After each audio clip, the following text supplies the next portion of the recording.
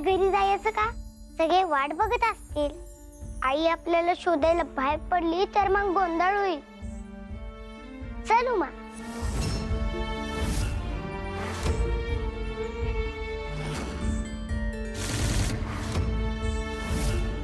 चल ना उमा.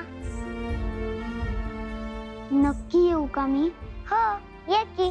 काही दिवस राहा, मग ठरवू काय करायचं ते. तुझाही काहीतरी मार्ग नक्कीच काढेल.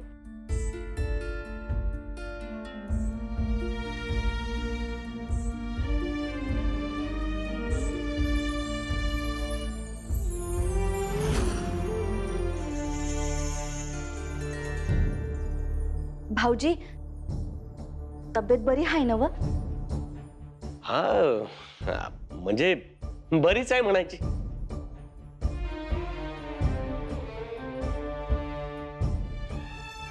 आणि वहिनी त्या नाही आल्यात?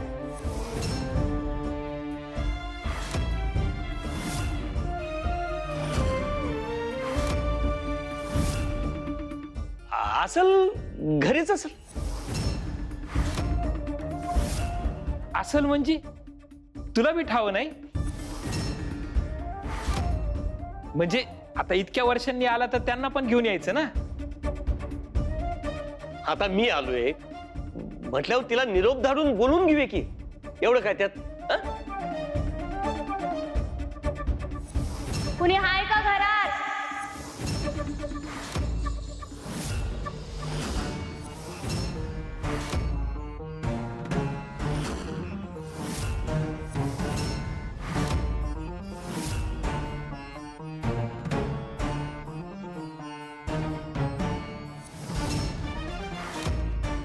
वहिनी या ना, या या.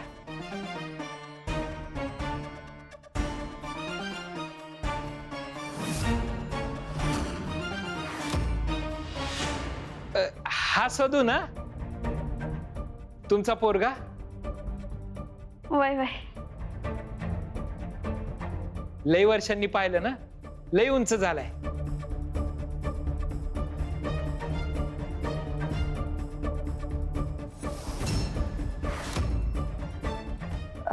वहिनी, तुम्ही भी अशा अचानक?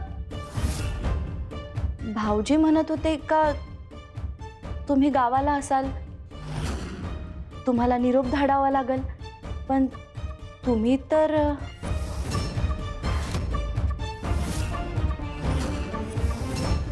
म्हणजे यायचंच होतं तर एकत्र यायचं ना असं.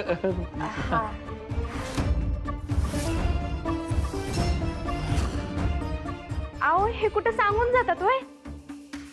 आणि मला काय माहित हे इथंच येणार आहेत ते. आता एवढ्या वर्षात आपली भेट नाही, आणि घाना पुजायचा दिवस आला ना, म्हणून म्हटलं आपण तरी जावं, म्हणून आले. हा, आता आलाच आहे तर 4 दिवस राहा. हा, घाना पुजायला येळ आहे तसा बी अजून. आपण छान गप्पा मारू, सुखदुःखाच्या गोष्टी करू. गंगाई, त्यांना हातपाय धुवाय पाणी दे. हा, आणि जेवायचं पण बघा. वय वय, जेवण बी करते. हा,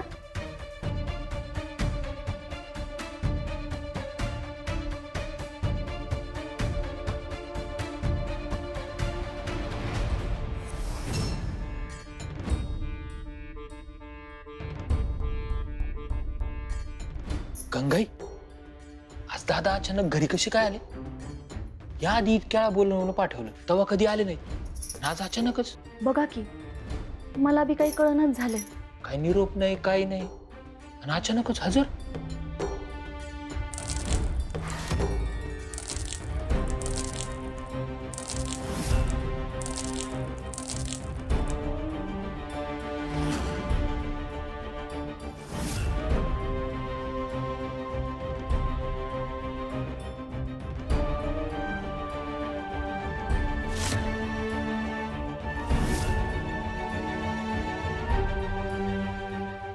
अंजना, तू अचानक इथं कशी काय आलीस न सांगता? आधी तुम्ही कसे आलात ते सांगा. आणि काय हो, तुम्ही तर म्हणला होता ना दुसरीकडे कुठेतरी जाणार आहे, मग इथं कसं आलात? माझ्या भावाचं घर आहे हे, माझा बी हक्क आहे इथं. आणि मी कधी भी येईन. तू विचारायचं कारण नाही, पण तू इथं कशी आलीस ते सांग आधी. आता तुमचं घर ते माझं सासर नवं का? तुम्ही काय मला इथं घेऊन येत नाही? म्हटलं आपणच जावं म्हणून आले.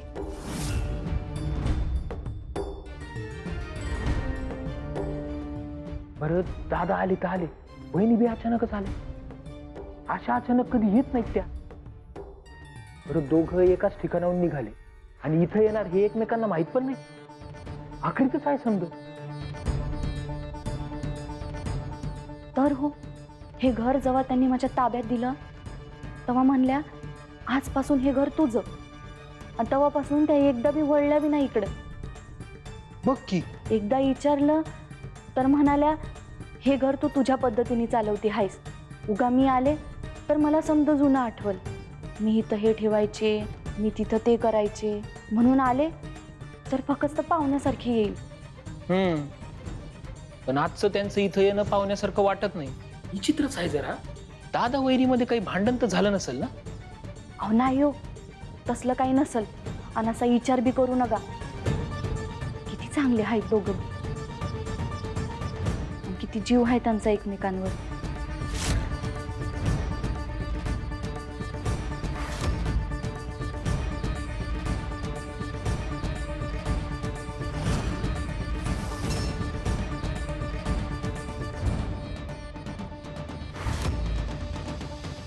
ही कशा पायी आली असेल इथं? माझी समधी योजना हिच्यामुळे पिसकटणार. यांनी नेमकं आत्ताच इथं कशाला यायला हवं होतं? आता मी जे काही ठरवलंय त्यात यांच्या पायी बाधा यायला नको. यांना न कळता काहीतरी मार्ग काढायलाच हवा. काय बोललीस का माझ्याशी? मी नाही बा, मला वाटलं तुम्हीच काहीतरी म्हणलात. मी कशाला काय बोलू?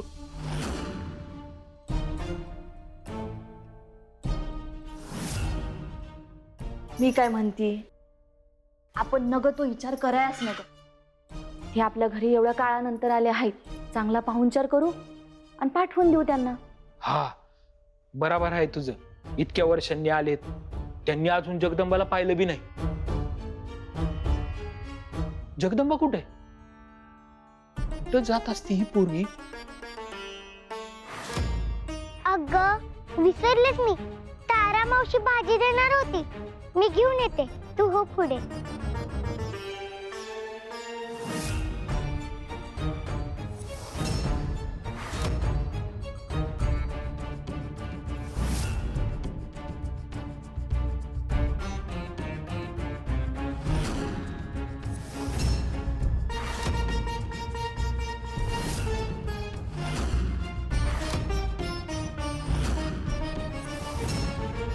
ही आहे होय जगदंबा.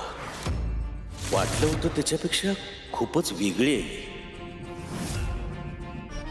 हिनं एवढे पराक्रम केले असतील असं वाटत नाही हिच्याकडे बघून. कापडं तर कसे विचित्र आहेत. कशी का असना, मला माझ्या ठरलेल्या योजनेप्रमाणेच वागलं पाहिजे. अगं केवढी मोठी झालीस ग तू. आम्ही तर कधी बघितलं पण नव्हतं तुला.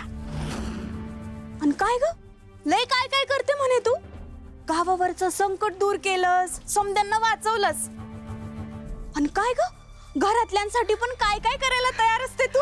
मग आमच्या भावाची लेक एवढी हुशार असेल असं वाटलंच नव्हतं.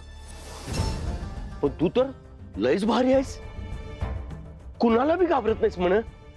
हो ऐका, तुम्ही समजताय ती मी नाही.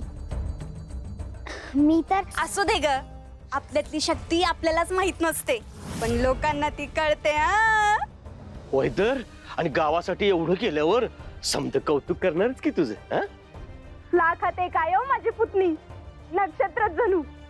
गावासाठी केवढं काय काय केलंय बाई. मला तर बाई रडायलाच येतं. आमची पुतणी आहे जगा वेगळी. नाव पण किती सुंदर आहे तुझं, जगदंबा. गंगाई, अगं तुझी पोरगी किती गोड आणि सुंदर आहे ग. देवीच्या चेहऱ्यावर जसं तेज असतं ना, तसंच तेज या पोरीच्या चेहऱ्यावर आहे. अहो तुम्ही जे समजताय ती माझी पोरगी. अगं आपल्या लेकीचं बी कौतुक करावं की कधीतरी. एवढी गुणाची पोर हाय, म्हणावं तसं कधीतरी. अहो थांबा, ऐका माझं. ही जगदंबा नाही आहे, ही उमा आहे.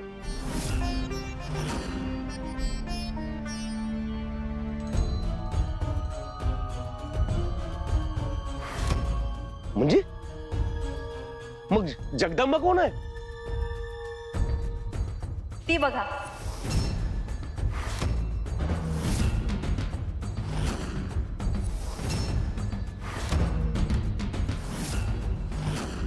ही हाय वय तुझी लेक जगदंबा.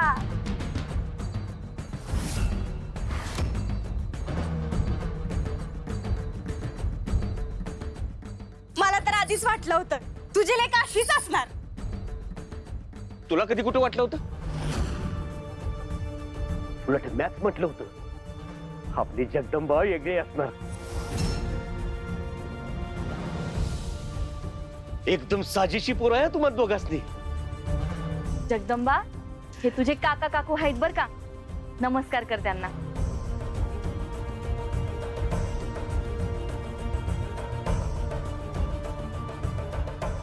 बरं चला, जेवण तयार आहे, मी वाढायला घेते. लगेच जेवून घ्या. उमा आणि जगदंबा दोघी या.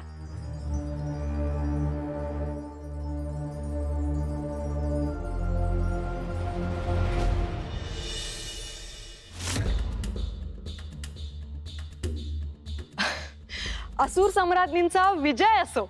सम्राज्ञी, अहो तुमच्या कर्तृत्वाचा डंका चारी दिशांमध्ये वाजतोय. तुमचा पराक्रम गाजतोय.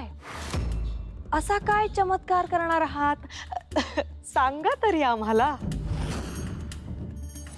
पराक्रम पराक्रम तर आता 6वा रिपू गाजवणार आहे. आणि एव्हाना तो त्याच्या मुक्कामाच्या ठिकाणी पोहोचला सुद्धा असेल. खूप मोठी कामगिरी करणार आहात तुम्ही यावेळी. सम्राज्ञी म्हणून तुमचं स्थान आणखी भक्कम होणार आहे. एकदा का तुम्ही त्या जगदंबाला अंकित केलं की असुर नरेश महिषासूर तुमच्यावर आणखी प्रसन्न होतील. मग या राज्यातल्या तुमच्या स्थानाला कुणीही धक्का लावू शकणार नाही. मनोरमे, तुलाही असंच वाटतं ना? अर्थात वाटतं. मग ती तुळजा येऊ दे, नाहीतर मग आणखी कुणी येऊ दे,